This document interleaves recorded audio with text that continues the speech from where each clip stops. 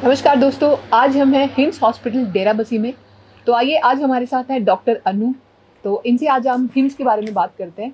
तो नमस्कार डॉक्टर अनु। नमस्ते जी। डॉक्टर अनु, हम हमसे जानना चाहते हैं कि जैसे जो हिम्स हॉस्पिटल है आजकल ये किडनी पेशेंट्स के लिए एक वरदान साबित हो रहा है, तो इसके बारे में आपका क्या कहना है? इसके बारे में मैं यही कहूँगी कि हिम्स हॉस्पिटल में हम वो कर रहे हैं जो शायद पूरी दुनिया में पहली बार हो रहा है। तो यहाँ पे आयुर्वेद, होम्योपैथी, नेचुरोपैथी इन सबको मिला के और जो डाइट है, जो DIP डाइट है डॉक्टर विश्वरूप की, उसको जो वो प्रोटोकॉल एक डेवलप किया गया जिससे कि किडनी के पेशेंट्स जो हैं वो जो डायलिसिस पर हैं उनके लिए भी, जो डायलिसिस पर नहीं है उनके लिए भी, दोनों के लिए ही वो परिस्थितियां जो है नज़र आने शुरू हुई हैं जिनमें ये उम्मीद जागी है कि बिना ट्रांसप्लांट के, बिना डायलिसिस के, बिना किसी सर्जरीज के और बिना मेडिकेशन के जो है हम सही हो सकते हैं और जो है एक स्वस्थ जीवन हम जी सकते हैं, वापस पहले जैसे नॉर्मल लाइफ हम जी सकते हैं। इसीलिए मुझे लगता है कि क्योंकि this is first of its kind जहाँ पर ये सब स्टार्ट हुआ और धीरे धीरे करके जो है लोगों में ये मैसेज जा रहा है। जो लोग यहाँ से जाते हैं वो जाके शेयर करते हैं, क्योंकि ये जो कुछ हम यहाँ पे कर रहे हैं वो बहुत सिंपल है, उसको घर पे फॉलो करना बहुत आसान है। तो इसलिए हम लोग यहाँ पे रखते भी हैं तो सिर्फ सिखाने के लिए रखते हैं और सिखाने के बाद हम तुरंत ही उनको घर भेज देते हैं। डॉक्टर अनु, मैंने सुना है कि यहाँ पे किडनी पेशेंट्स के लिए कुछ नया प्रोसेस आया है, तो कि उसके बारे में आप कुछ बताएंगे? जी हाँ, हम लोग सिर्फ यहाँ पे जो है एक प्रोटोकॉल को इम्प्लीमेंट ही नहीं कर रहे, बल्कि डेली बेसिस पे हमारी रिसर्च भी चलती रहती है और हम कुछ ना कुछ नया ढूंढते रहते हैं कि हम पेशेंट्स को और क्या दे सकते हैं। प्लस जो कुछ भी फैसिलिटेट करने के लिए पेशेंट्स को ज़रूरत लगती है वो धीरे धीरे करके हम ऐड ऑन कर रहे हैं। जैसे पहले डायलिसिस यूनिट ऐड किया, लैब हमारी अभी इन हाउस है। इसके अलावा अभी रिसेंटली हमने जो है DTPA भी इंट्रोड्यूस कर लिया है, मतलब होना शुरू हो गया यही पेशेंट का। DTPA is a nuclear molecular scan, जिसमें कंपैरेटिव स्टडी होती है दोनों किडनीज की और उसमें जो है एग्जैक्टली देख सकते कहाँ ब्लॉकेज है, मतलब वो एक जो है ये समझ लीजिए कि रियल किडनी को हम देख भी सकते हैं, उसका साइज क्या है और उसको कंपैरेटिवली जब हम रिपीट करवाएंगे आफ्टर 3 months तो पेशेंट्स कैन देमसेल्व्स असेस जो भी उनकी प्रोग्रेस है। मतलब क्या चेंज आया जिस समय ये प्रोसेस यहाँ पे नहीं था और अब ये प्रोसेस यहाँ पे आ गया है, तो चेंज क्या आ गया इसके? जब यहाँ पे नहीं था तब ऐसे होता था कि अगर हमें अर्जेंटली किसी का करवाना है तो उनको कहीं और भेजना पड़ता था, तो टाइम लगता था, एनर्जी लगती है, सब कुछ ही लगता है। प्लस बहुत सारे पेशेंट्स का हम नहीं भी करवा पाते थे, तो उनको हम एडवाइस करके भेज देते थे। अब ये फैसिलिटी हमारे पास है तो हम लोग यहीं पे अभी कर रहे हैं, तो सबके लिए आसानी होगी, टाइम भी सेव होता है, उनका शेड्यूल भी जो है वो डिस्टर्ब नहीं होता है। Thank you so much. इसके अलावा मैंने सुना है मैम कि लोग जो है आजकल क्या सोच रहे हैं कि जैसे हिम्स हॉस्पिटल है ऐसे उनके अपने शहर में भी ऐसी कोई ब्रांच खुलनी चाहिए, तो लोग सोच रहे हैं कि हम लोग अपने शहर में भी एक ब्रांच खोलें, तो इसके बारे में आपका क्या कहना है? जी हाँ, ये मैं क्वेश्चन सुनते सुनते ही मुझे अलग अलग शहरों के नाम याद आ रहे हैं, क्योंकि और पेशेंट्स की शक्लें भी याद आती हैं जो लोग सामने से। कल भी एक पेशेंट आंध्र प्रदेश से आए हुए थे, तो वो भी बोल कर गए हैं। तो हर कोई ही चाहता है कि उसके आसपास ही वो फैसिलिटी हो, लेकिन लोग 1000 किलोमीटर्स 2000 किलोमीटर्स ट्रैवल करके आ रहे हैं। तो we are working on this और इसमें बहुत जल्दी ही ये हिम्स फैमिली एकदम से बहुत बड़ी होने वाली है। तो आपको लगता है कि हिम्स अभी अपनी और ब्रांचेस लेकर आने वाला है? जी हाँ, अभी लखनऊ में है, लुधियाना में है, अमृतसर में है, जयपुर में है, जोधपुर में है जो फंक्शनल है। लखनऊ में भी यहाँ जैसा 100 बेडेड हॉस्पिटल ही है। इसके अलावा पटना में भी अभी है और भी बहुत सारी जगहें, शायद मैं सारे नाम भी रिकॉल नहीं कर पाऊँगी, मुंबई में भी है। तो जो है छोटे बड़े मिला करके तकरीबन I think very soon we will be in every state. बहुत बढ़िया, thank you so much ma'am. मतलब हिम्स फैमिली अब एक्सपैंड होने वाली है, तो लोग जो है बहुत ज़्यादा ठीक होने वाले हैं। ये सिर्फ भारत में ही नहीं, मलेशिया में भी शुरू हो चुके हैं, मैं आपको बता दूं। यस, और वियतनाम में, स्विट्जरलैंड में, सारी जगह जो है हमें ऑफर्स डेली आते हैं, लेकिन वही बात है कि जितनी चीज़ को जस्टिफाई किया जा सके उतना ही काम अभी हम करेंगे। तो लेकिन we are looking forward to this कि we should be global very soon. Okay doctor Anu, हमारे दर्शक ये जानना चाहेंगे कि हिम्स में ऐसी क्या चीज़ है या ये हिम्स में कैसा क्या अलग है जो इसको बाकी हॉस्पिटल से अलग बनाता है? एक्चुअली अगर हम देखें ध्यान से तो ये हॉस्पिटल जैसा हॉस्पिटल ही नहीं है, यही इसकी यूनिक बात है। वो मैं बिल्कुल देख पा रही हूँ यहाँ के माहौल से। जी, तो यहाँ पे जब पेशेंट्स हमारे पास आते हैं तो हिम्स की जो फैमिली है उनका ही वो एक एक्सटेंडेड पार्ट होते हैं। तो जो 7 डेज या 10 डेज 12 डेज पेशेंट हमारे पास रहता है, तो उस दिन इतने दिनों में वो सुबह से लेकर शाम तक स्टाफ के साथ अलग अलग तरह की एक्टिविटीज ही सीखता है, लाइफस्टाइल सीखता है। कोई ये नहीं है कि वो पेशेंट्स की तरह बेड पे पड़ा रहता है और उसको हम लोग कुछ इन्फ्यूजन्स दे रहे हैं या कुछ इंजेक्शंस दे रहे हैं, ऐसा नहीं है। तो इसके अलावा जो यहाँ पे हम अलग बातें करते हैं वो ये है कि जो हमारा एक कॉन्फ्रेंस हॉल है हॉस्पिटल का, उसमें डेली 3 बजे से 4 बजे तक एक क्लास रहती है सोनिया जी। उसमें हम लोग अलग अलग टॉपिक्स पे पेशेंट्स को जो है इंटरेक्टिव सेशन करते हैं, उनके क्वेरीज भी लेते हैं और उनको एडुकेट करते हैं।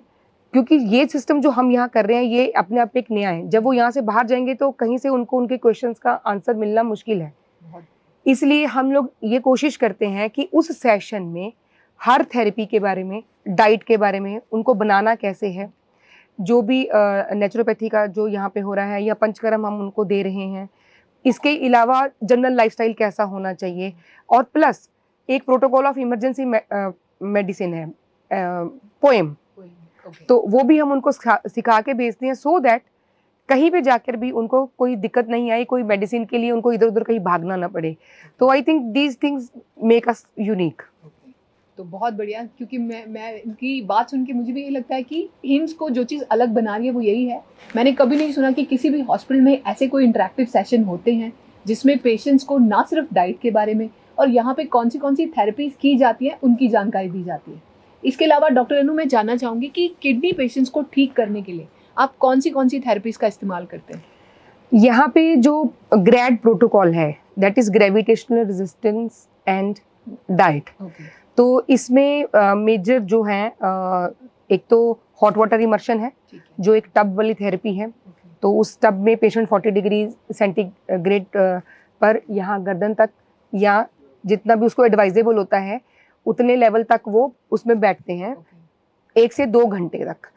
इसके अलावा जो दूसरी थेरेपी है वो है हेड डाउन टिल्ट, उसमें एक टिल्टेड बेड होता है, उस पर भी 1 से 2 घंटे तक पेशेंट को लेटना होता है, वहाँ हम ग्रेविटी का इस्तेमाल करते हैं। इसके अलावा डाइट है।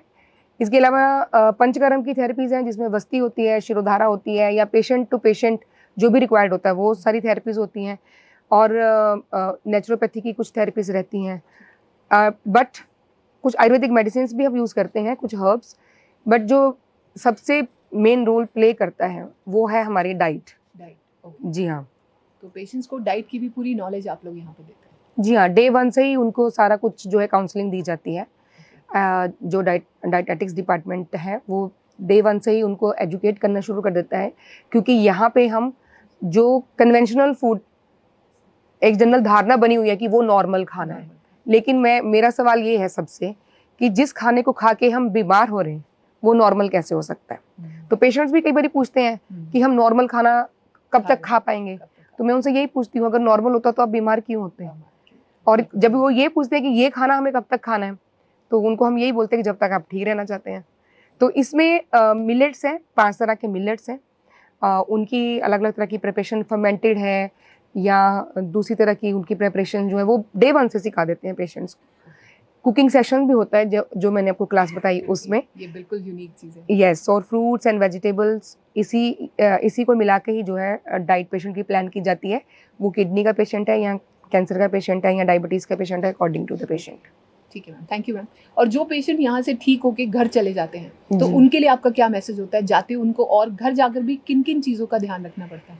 सबसे पहले तो मैं आपको ये बताऊंगी कि जो पेशेंट यहाँ से जाते हैं तो इसका मतलब ये नहीं कि उनको हम अबैंडन कर देते हैं। We hand over that patient to a virtual team. मतलब ऑलरेडी आपकी yes, there is a mobile application called Grad application.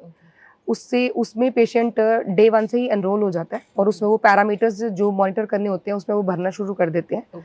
तो जब पेशेंट डिस्चार्ज होता है, the moment he leaves the hospital, he is handed over to a virtual team जो उनको monitor करती है। And then there is an emergency team also जो 24/7 available होती हैं, उनको हम पेशेंट्स को सब बता के भेजते हैं। इसके अलावा जो चीज़ें वो यहाँ सीख कर जाते हैं, बेसिकली वो यहाँ सीखने के लिए ही रहते हैं। हाँ, बाकी पर्सन टू पर्सन हम लोग हर चीज़ को, जैसे हम टेम्परेचर को अलग अलग तरह से रिस्पॉन्ड करते हैं। मेरी बॉडी अलग तरह से रिस्पॉन्ड करेगी, आपकी बॉडी अलग तरह से करेगी फूड को। इसी तरह ट्रीटमेंट्स को भी जो है पेशेंट टू पेशेंट वो वेरी करता है कि कितने दिन में उनको बेनिफिट मिलता है, बट वही चीज़ें उनको सेम घर पे फॉलो करनी होती है। हम तो इनकरेज करते हैं कि आप अपनी फैमिली को भी वही सब में लेकर आए ताकि कोई बीमारी ना पड़े। बिल्कुल सही मैम। तो देखा आपने कि हिम्स हॉस्पिटल जो है, अगर एक बार कोई भी पेशेंट यहाँ पे आता है तो ऐसा नहीं है कि जब वो ठीक होके घर चला जाएगा तो उसके बाद वो हिम्स हॉस्पिटल का हिस्सा नहीं है, उसके बाद भी वो हमारा हिम्स फैमिली का हिस्सा बन के रहता है। इसके अलावा मैम मैं आखिरी में जानना चाहूँगी कि आपको कैसा लगता है जब इतनी गंभीर बीमारियों से पेशेंट यहाँ पे आते हैं, उसके बाद ठीक होके जब घर चले जाते हैं, तो आपको कैसा फील होता है?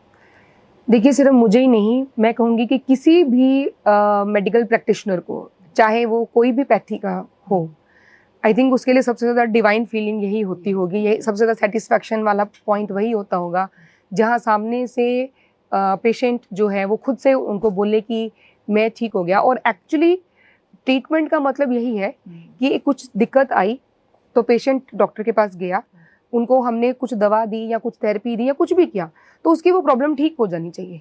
तो दैट इज़ द ट्रीटमेंट। हमने उसको दवाइयों पर डाल के भेज दिया तो once a patient always a patient वाली बात होगी। तो आई थिंक सबसे ज़्यादा जो कंटेंटमेंट वाली फीलिंग है वो वही होती है जब सामने से पेशेंट में हम लोग सिम्टोमेटिकली रिलीफ देखते हैं, उनका क्वालिटी ऑफ लाइफ जो है उनका वो इम्प्रूव होता है। जो पेशेंट व्हील चेयर पर चल के आता है, जब वो अपने पैरों पर चल के जाता है तो उस मोमेंट को तो मैं एक्सप्लेन भी नहीं कर सकती हूँ कैसा लगता है। ओके डॉक्टर अनु, कोई एक ऐसा पेशेंट आपको याद है जिसमें जाते हुए कोई आपको ऐसे कोई इमोशनल कुछ वर्ड्स बोले हो जो आपको कभी नहीं भूल रहे? जी हाँ, ये तो हमारे साथ रोज़ होता है, सिर्फ मेरे साथ ही नहीं, सभी डॉक्टर्स के साथ। पेशेंट्स जो इतने ज़्यादा इमोशनली अटैच्ड हो जाते हैं कई बारी, और मतलब ऐसा भी होता है कि जब बीच में से उनको कोई रिलेटिव उनके मिलने आ रहे हैं तो वो अपने वहाँ की यूनिक चीज़ मंगवाते हैं। जी हाँ, सिर्फ मेरे लिए नहीं, जो और भी सारी डॉक्टर्स की टीम हमारे यहाँ काम कर रही है उनके लिए भी, और ये एक डेली बेसिस पे होने वाली बात है। कुछ ऐसे पेशेंट्स हैं जो जैसे नॉर्थ ईस्ट से आते हैं, तो लकीली मैं थोड़ी थोड़ी असमीज़, बंगाली समझ लेती हूँ एटलीस्ट। तो जब अभी भी पेशेंट है हमारे पास में हॉस्पिटल में, एक विचित्रा गोगोई जी करके, तो वो जब आई तो फर्स्ट डे सेकेंड डे वो उनको वो फील ही नहीं, मतलब कनेक्शन ही नहीं फील हो रहा था। व्हेन आई मेट हर तो मैंने जस्ट 2 ही वर्ड्स उसके साथ असमीज़ के बोले, तो उसी मोमेंट पर वो जो स्माइल थी वो अभी आज तक भी इंटैक्ट है।